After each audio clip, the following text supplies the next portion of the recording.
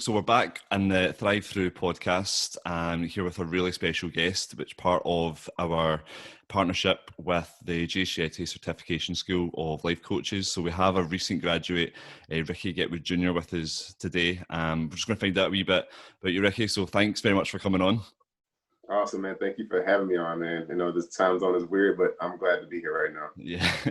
The thing I wanted to just kind of start with is just really, for those that kind of don't know about the kind of partnership that Thru has with the Certification School of Life Coaches, is really basically it's people that are making a real change, are mission orientated to provide self-empowerment to clients, and basically on a real global scale. So firstly, Rickey, what kind of brought you to be a life coach, and what kind of niche did you find in that? Man, the funny thing about it is that I didn't realize growing up that there was a such category as a life coach. You know, I'm from a small town, and we don't really talk about mental health much. We don't talk about being better and personal development and stuff like that. But I always knew that there was something else for me to make myself be better, and considering where I was from, how I grew up. So without going through the long story of all of childhood stuff, I always knew I wanted to be a psychologist once I realized that there was an actual psychology, job available. I was like, oh, cool, I could be a psychologist, cool. And then life took me through this whole whirlwind of ups and downs, in and out of school. And then I ended up learning that I was already kind of counseling and coaching people especially through my first transformation. And then somebody was like, you should just be a life coach. And I was like, what is that? And then I got into listen to a lot of motivational speakers, to Tony Robinson, Eric Thomas's and Les Brown and all those guys. And I'm like, oh, they're actually like life coaches, making life make sense to people. And that's always kind of been my thing. And so when I decided that, I realized I'm not going to be going to college anytime soon, and I'm going to get my degree as a psychologist. So what's the next best route?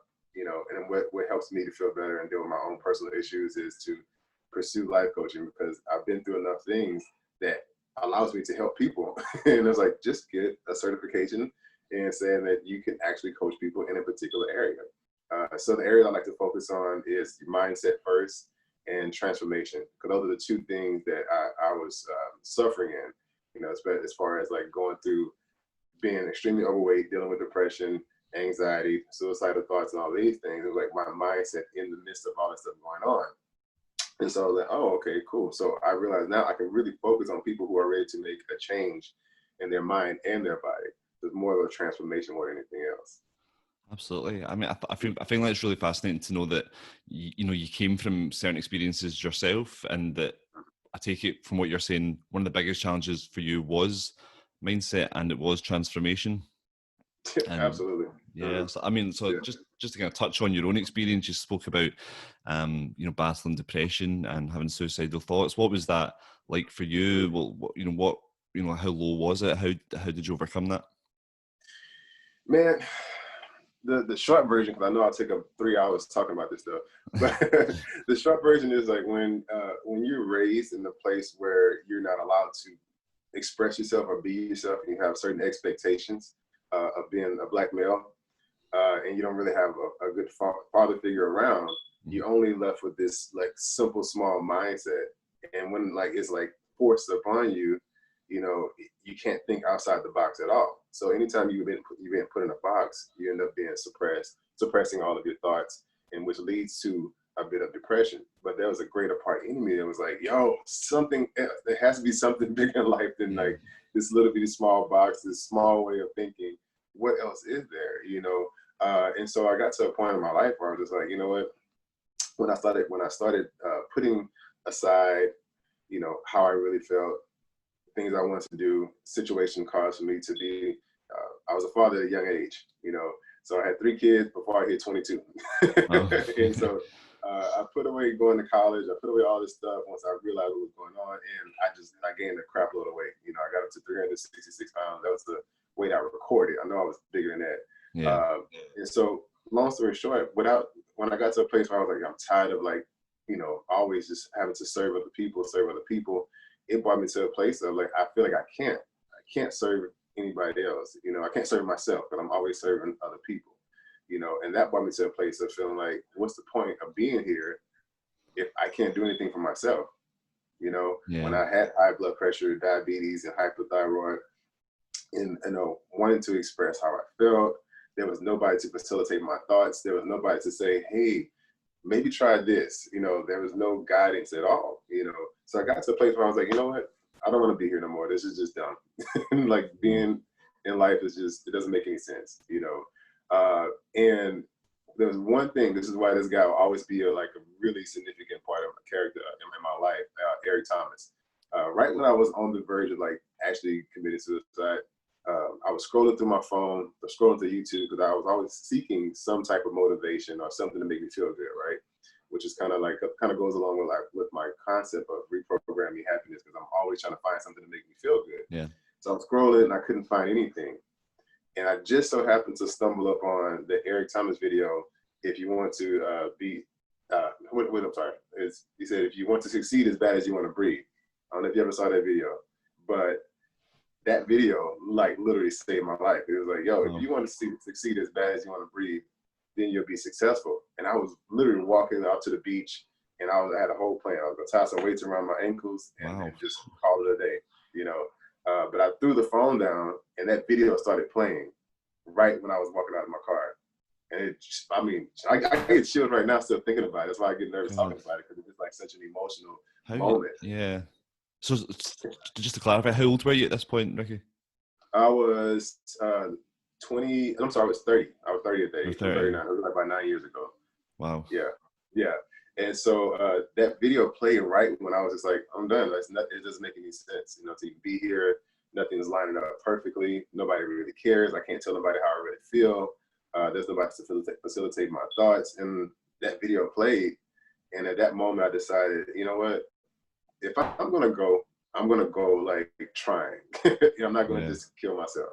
I'm not going to just take the easy route out. And that kind of developed my mindset of just, dude, go hard at everything you do. You know, just try, keep trying. And like when life and God is ready for you to go, then it'll be time to go. Until then, just keep doing it, keep working hard, you know? So that's what got me to a place of understanding like how somebody can get to a place of suicide and feeling depressed and all that stuff. And so I decided to pull myself out of it by just working hard, you know, just working hard and going out and everything. I mean, talking about selling out, no matter what I'm doing, whether it's with family, whether it's work, whether it's working out, whether it's in business, everything I'm doing, just go all in. Because in the end, it's like, I want to be able to say I gave it my all. And if I die doing that, that makes more sense than me killing my own self.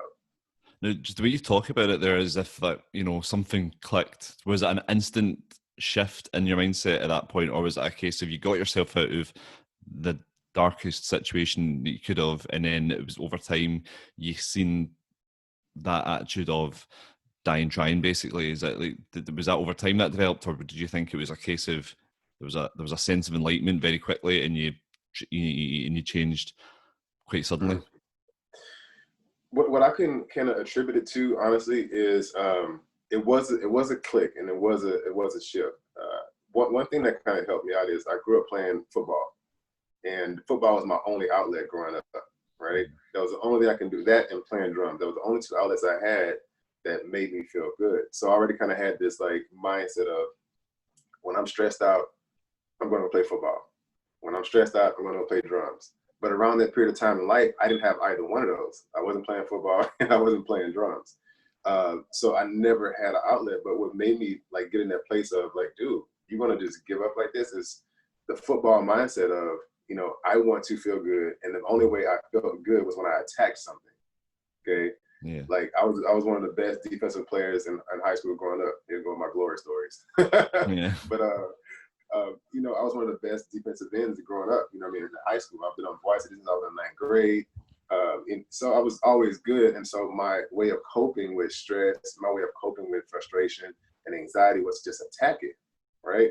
So that's one of the reasons why I was so good. I didn't know why I was so good, but I was frustrated about a lot of things in my life. Mm-hmm. So on the field, I was a beast. I was like, let me just let this frustration out. Let me go attack the quarterback, hit whoever's in front of me. So at that moment when I was just like, yo, everything's so like sad right now. I don't care. I want to give up. Nothing matters. It was like, Mm. oh, wait, if you're going to give up, at least attack, at least attack it. You know what I mean? If you're going to go out, at least go all in, like attack it, and that's the one thing that was like, okay, cool. Don't commit suicide. Don't kill yourself. Attack every single thing that's bothering you. Okay. Wow. Once you learn how to attack it, it's just like training. When I teach people about training, it's like, yo, you want to build muscle, it's a slow process. But once you learn how to attack it over and over and over, you mentally and physically build a resistance for it. Okay. It's not a one-time thing. It's just like keep doing it until it becomes a habit. So this is why I talk about creating the new habit of reprogramming your mindset to create your happiness. It's like create it by creating a new habit. Keep doing the same thing over and over and over until this becomes a part of your life. Wow. No, I love that. And I think it's even what's really stood out for me in that is that even at a very dark place, you had a moment of self-awareness. You kind of knew how to attack something, not necessarily this side of your life, but you knew there was a way to kind of to fight it. And right. I think that's really key, because obviously it's led to how you approach everything else now, and you've kind of shifted the scales. Yeah, man. Once you start talking to me, anybody coaching me, you realize that I've kind of always had this universal, diverse mindset of real world awareness. It was just suppressed so much, because of situations and because again nobody was able to facilitate my thoughts. And I got in trouble as a lot growing up as a kid because I asked so many questions. I was just like, why this, why that, why? But nobody ever was able to answer my questions. Okay, so the why, that's when I started getting a lot into more like Eastern philosophy and understanding mindsets and personal development. The why is actually what made me better, trying to figure out why. Okay, and without trying to draw a conclusion to the why became awesome because I started seeking the reason as to why. And so when I became a seeker, that's when the awareness kicked in. It's like, oh my God. So I feel like we all have the ability to heal ourselves no matter what. It's just bringing it to awareness, bringing it to the forefront of like, yo, you actually have the power to heal yourself from any situation. It's just being suppressed, with situations, with, tradition, other people's opinions, so like the one thing that I did in my life is the one thing that actually saved me. Just playing football, having the idea to attack a particular situation. And everybody has that. Everybody has that one thing. I love it when clients come to me and be like, I just can't focus, or I just can't do this. I can't. I'm like, okay. And I sit there and listen to them talk about their life and everything they've done. And so they'll say things like, I don't know why I can't be consistent, right? And so I have them do simple things like, yo, tell me about your day. Like, let's start Monday through Wednesday. What's your normal routine, right? And then they go through their normal routine. Oh, I wake up every day about 5 o'clock. I eat this, I do that. And it's pretty consistent. So by the time we get done explaining things, I'm like, you realize that you are consistent. You wake up every morning at 5 o'clock and you eat a bagel. You get your coffee from. So that shows that you can be consistent. It's just misdirected and it's misguided. Yeah, not doing other stuff. Yeah. Right. And it's the same thing with healing the mind and the body. It's not that, somebody has anxiety. Can't deny the fact that somebody said they have anxiety or they have depression. Okay. The problem is you aren't able to pinpoint the thing that's causing it. All right. Because of it's a habit now. You're not pinpointing enough to where it's like, oh, I can't control my anxiety. I'm just not doing it. Okay. Because it's like all the distractions. Oh, I got work. Oh, I got this. Oh, I got that. So you keep suppressing the problem. And then now you can't identify it because it's like jumbled up in all the chaos. It's too much noise. Too much noise going on in the head, man. So being able to bring a person to their own awareness is something I've done for myself, which I'm like, I can help you do the same thing if we talk long enough. I think that's amazing, the fact that you've actually done it yourself, and then for it, you're like, no, it can be done, I can do it, and you're obviously some very, very dedicated to do that to clients and whoever obviously comes into contact with you, Ricky.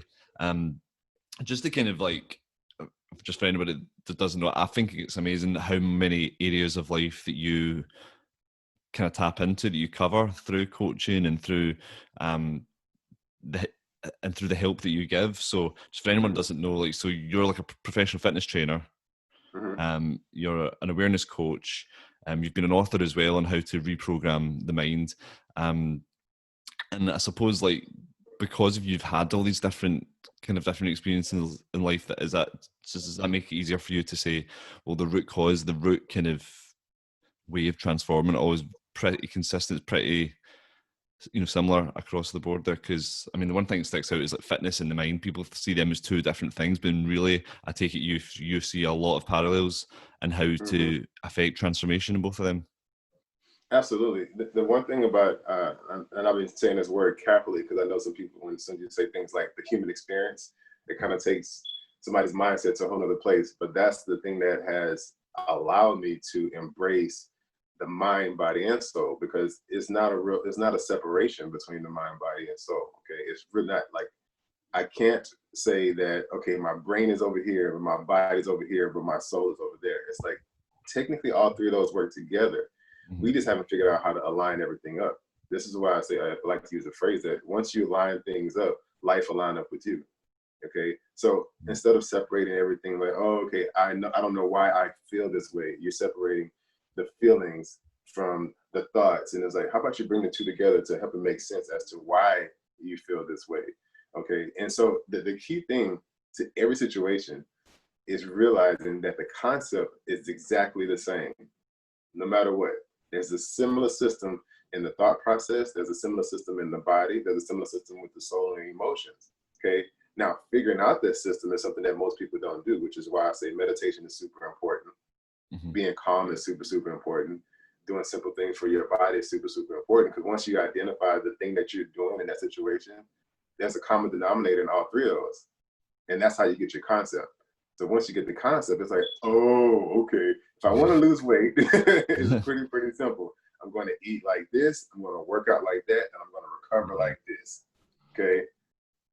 I think what and so, yeah. Sorry, no. I was just saying the thing that I realized from that is that, and correct me if I'm wrong, but I'd imagine with those like three areas that were not yet aligned, the reason to be obviously further down the line, the three aligned is positive and good change, but right now there might be three things that once aligned they might not look that good because there's a negative in each one. We know that there's a negative common denominator in those three areas of life, and I think what you're saying here, correct me if I'm wrong, is that you need to align that negative first before you can change that into a positive. That you can be positive change. Yeah. The amazing thing about it, Matt, is that realizing that the negative and the positive is actually what makes you. And I'm very careful when I say things is not rocket science, is because it sounds like rocket science when you're not familiar. Anything that you're not familiar with, okay, it feels foreign and it sounds like you speaking, some weird type of calculus or something. Yeah, it's really not. You're just not familiar with it. So I'm always like, hey, how about you familiarize yourself with your negative things and you familiarize yourself with the positive things. But we have a tendency to always focus on all the negative things, and we're so active in those negative things. Yeah, that's the problem. You're so active in the negative thing that it becomes a part of you. That becomes the dominating force. That becomes the dominating character. Absolutely. Now, I don't want to be like a hyperbole or somebody who's like, super jovial all the time unnecessarily without being realistic by spending too much time in the positive area. Okay. Spend time in the positive area. And if you're in a dark place, obviously spend more time in the positive area to pull yourself up. Okay. But don't be there too so much to where you're not unrealistic with all the negative things that are going on. So the key thing is to find a balance in between the two. All right. Yeah. And this is one theory and concept I've come up with, and it makes a whole lot of sense, is that I care enough to be involved, but I don't care that much to allow myself to be negative or positive in a situation to where it makes me depressed or where it makes me anxious. I'm invested, but I know my threshold. I know where to cut it off at before it becomes a negative situation or it becomes so unrealistic that I'm no longer present or no longer myself. So just finding the balance in between the two. Yeah, I think that's really, really important. I think it's a really key message just for people to know that it's not one or the other. It's both in a constant shift of movement, and it's balance. Yeah. Essentially, it's really just life. Yeah. One thing that I wanted to get onto from you and some of your content, Ricky, is I think you bring this up a lot when you talk about fitness and when you talk about mindset. And I'm assuming this comes from a pitfall that many people find themselves in, is that you say it very well, perfection is an illusion. How many people strive for perfection, and why is that you're wrong, basically? Well, here's the thing, man. I mean, when we're talking and coaching, I typically don't say things are right or wrong. Yeah. I just like to say what makes sense to you. Yeah. Because if if something is wrong, then you're putting something else that we deem as right on a pedestal. Sure. And if something is right, then you obviously are praising it way too much. It's like, don't do the right or wrong. Just figure out what works best for your body and what works best for your life, more importantly. So the perfection of illusion is something that I had to use for myself, because when I was going through another bout of depression and anxiety, is that I used to always try to live up to what I see online. What with the super fit guys online, you know what I mean? The guys who got 6-pack abs all day, every day. And, that looks perfect because that's acceptable to the world, okay? And one of the reasons I didn't come out fully as a personal trainer and as a life coach is because I never felt perfect. So I didn't feel like I looked like the guy who has super six-pack, or I didn't have all the degrees that a life coach or a psychologist would have. So I never came all the way out because I felt like that didn't make me look perfect. So, but when I started digging deep into it, realizing that, like the thing that you think is perfect is, for lack of better terms, really bullshit. It doesn't exist, yes. It really is, because the one thing that we're always seeing like the positive side or the glamorous side of a situation. And it gets into our subconscious, and then it becomes a conscious thought to always look at the glamorous side as that's how it's supposed to be. Mm-hmm. But the real truth of the matter is, which is one of the reasons why I wanted to go through a bodybuilding competition, is to see the negative side of it, to see like the hard work, So most videos I post, even now, I don't post, pictures or videos of me doing perfect workouts. I do videos of me falling and sweating and dying on purpose, Yeah. And that's the part I want people to see. It's like, yes, I can look a certain way, but it takes a whole lot of hard work. It takes the sweat, the ugly faces, the sweating all over the place. That's what it really takes to get to that particular level. So the perfect image that you see, that only thing that's being displayed, that's not real. The real part is the hard work. The real part is getting up early in the morning, fixing your food. The real part is starving. You know what I mean? Saying not eating anything that you want to do. That's the real part, So in my mind, I'm like, the whole thing that everybody sees is not real. It's really just a painted picture for you to say, oh, okay, that's what looks perfect. But it's not what's perfect to everybody. It's like what's perfect for you. Yeah. Yeah, I think the illusion is whatever we've decided makes sense, isn't it? Whatever we decided is what we're going for. And and it's true what you said. It's pretty much non-existent, really, in the reality of things. Right. What you talk about there as well, and the best way to talk about this further for you, I think, is something you've been very quite open about, is your transformation once when you kind of lost a lot of weight. You were training, you were training for a bodybuilding competition at the time.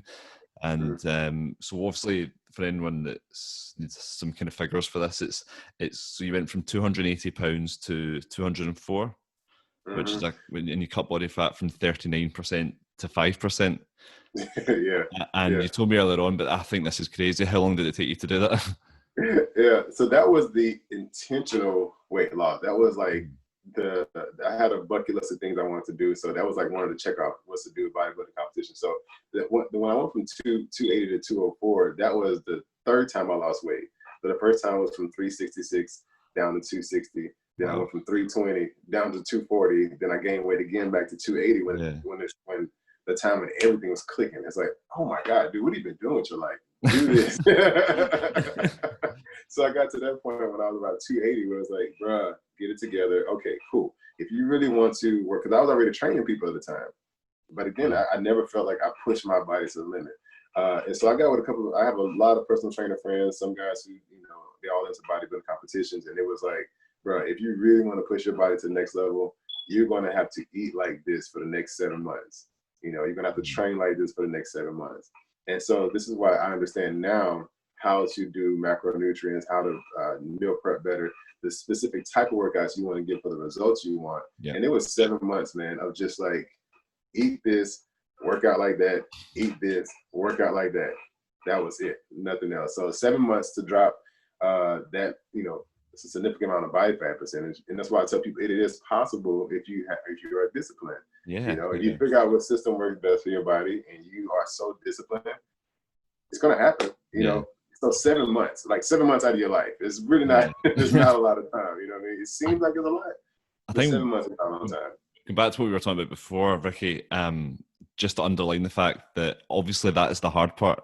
That 7 months, that sheer intensity, obviously it can take longer. It can take, that wasn't easy. That's just, that's the kind of stuff that you want people to kind of, see. That is, that is about discipline and hard work, obviously. So I take it that's a huge part of it. Yeah, it's all mindset. It's literally mindset and like having to determine like willpower, and we all have it. Again, it's just like we're just distracted with life sometimes, so we feel like I can't do it. It's like, yeah, you're gonna always feel like, and I always tell people when you're working out or training, you're trying to change your life, it's okay to say or feel like you can't do something, but it's not okay to quit. Okay, embrace your feelings, talk about why you feel a particular type of way, and reveal why you feel that way, right? And expose it, and then the whole mindset, hey, attack that feeling. You doubt yourself. Why are you doubting yourself? Where did the doubt come from? Is it a recent experience? Is it a childhood experience? There's a reason why you feel like you can't do something. And that's what makes the transformation the hardest thing, because you haven't released the weight that helps you lose the weight, I like to say. Yeah, amazing. And I know throughout this, obviously, the way you attack things is through like change and transformation. Your method is reprogramming. So just define what you think is reprogramming, firstly from your own experiences and how you influence that in others, and just give us a kind of simple articulation of what you think of the kind of reprogramming is. Absolutely, and I'll just kind of tie the two together. It's all about the habits. Habits are nothing more than programs. Like, we've been programmed to do a particular thing every single day based on how we were raised, tradition, and influences. Those three areas pretty much have programmed your brain, program your life, program your character to be a particular type of way. So anytime you program anything, it has a particular action, right? Okay, you can program your phone or my alarms to go off at a certain point in time. That's a program, right? And it's going to do that if you tell it, hey, Siri, set me an alarm for 7 a.m. It's going to happen, right? So the mind and the body is the exact same way, right? So if you pay attention to your habits, which most people aren't paying attention to their single habits, and this is the hard part or the challenging part, that when I'm dealing with clients is helping to realize their habits, because most people are so defensive behind their habits because it's something that they feel like that's what they're used to doing. That's just what I do. It's just what I do. I'm like, yes, that is just what you do. So if that's just what you do, what type of results are you getting from what you're doing? Okay, so you don't realize that your habits are just nothing more than a program. It's a program. Every single morning, I get, like we talked about earlier, drink my coffee. I do this. I go downstairs. It's a habit that you do every single day. That's a program. I know it sounds like it's very, very foreign. So the reprogramming is nothing more than reintroducing a new habit. Hey, how about instead of going to Starbucks, you make your own coffee? It's simple thing that we can do every single day to reprogram your habits in order to get the results you want. So it's about getting different results. It's like, you reprogram habit if you want a different result. Very, very, very, very simple concepts. And it sounds foreign. It sounds hard, but again, I don't think things are foreign and hard because we're not used to doing them. When you get used to doing a particular thing, it becomes the new habit, which is the new program. So now, like, my new program is I have to work out 6 days out of the week if I'm going to get a particular type of result. That's the program. Okay. So the reprogramming is just say, hey, instead of, it depends on the person too. If a person is comfortable, I'm like gung ho, cold turkey. Like, if you say do something, I'm going to do it. I have no problem like being strict. But so not everybody is like that. This is where you help a person understand their own like potential. Okay, help them understand their own willpower, because I can just go cold turkey like that. Not everybody can go cold turkey. So I can like take out, let's use a component. I can take out a motherboard right now and put in a whole new one, and that's just my new program. I'm good. Okay. But not everybody's like that. Sometimes you got to take the motherboard out, take out one component, and then put another one on there. Has to be a more conscious effort, doesn't it? I think things that are, well, from my own experience anyway, things that are harder to change are things that you need to pay more attention to. You know, if you want to change a habit, you need to consciously do it for more to develop that kind of subconscious habit, isn't it? And exactly, you know, and obviously that's where you come in. That's where, or anyone that's, you know, been a life coach, or anyone that's trying to transform the mind, that's when they come in to kind of guide you there and just show you that you can do it. Yeah, I think that's fair enough to say.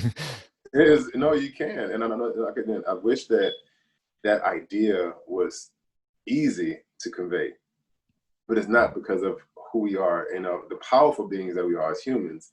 You know, it's not easy to make a human realize that you've been doing the thing that you want to do on purpose, okay, but not getting the results you want. So now let me bring you to a place where you want these particular type of results. You've been doing this other negative thing that hasn't given you these results on purpose. So now do these new things on purpose to get these new results. And so it's like trying to stop a freight train. That's how I like think about trying to stop a person from doing old habits and introducing new habits. The train's going full speed, you know, and you like, hey, try this. It's like,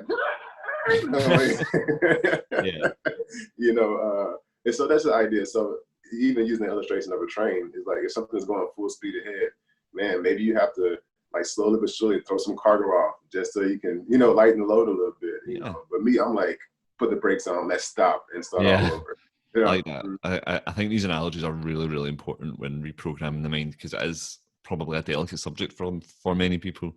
I suppose just to kind of sum up, obviously your work as well, Rickey, is, and more importantly, the question is, what change are you wanting to kind of see on a kind of global scale? What is your kind of long-term goal from this mission that you're on?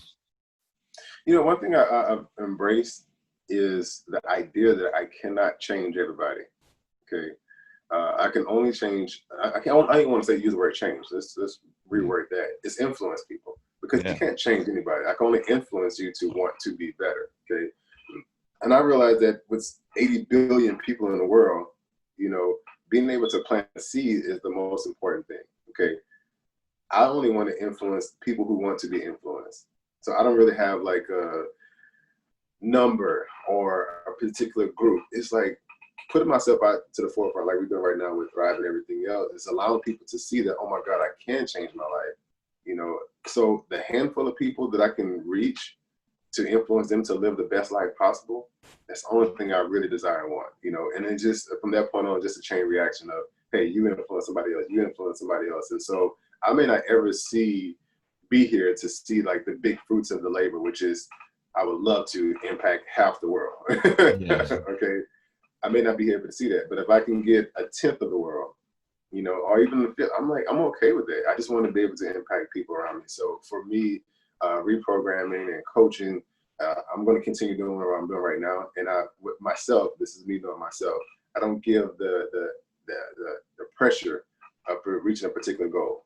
You know what I mean? I just want to be able to do what I do full time, take care of my family, and influence as many people as possible. Because when I start stressing out about, oh, I want to be a millionaire and I want to do this, it's like, don't do that, because that's just stressful. You know, I work within my limit. I understand what I can do. I understand the value that I bring to people, and I just let God and life take care of blessing me. Long story short. Amazing. Like, Rickey, I love that, and it's been amazing to have you on. You've provided so many strong insights into that way of living, and just I suppose it's very enlightening to know that people you know, can start internally that way, and you know, and they can be influenced, and they can in their mind change, and you know, be able to, you know, kind of seek whatever it is they are trying to achieve. So so basically what we're doing with Thrive right now with these partnerships, we have a lot of content that will be available on the site. So please check it out. We have lots of insights like this from Rickey and other life coaches that have been part of the accreditation. So once again, Rickey, thank you so much for sharing these insights, and amazing to have you, and obviously keep doing what you're doing. Thank you so much, man. I'm grateful for you, and keep doing what you're doing as well, man. Because I think anytime we try to impact the world in a positive way, we're doing the right thing. I love it. Yeah, definitely, man. All right. All right, my brother. Much love, man.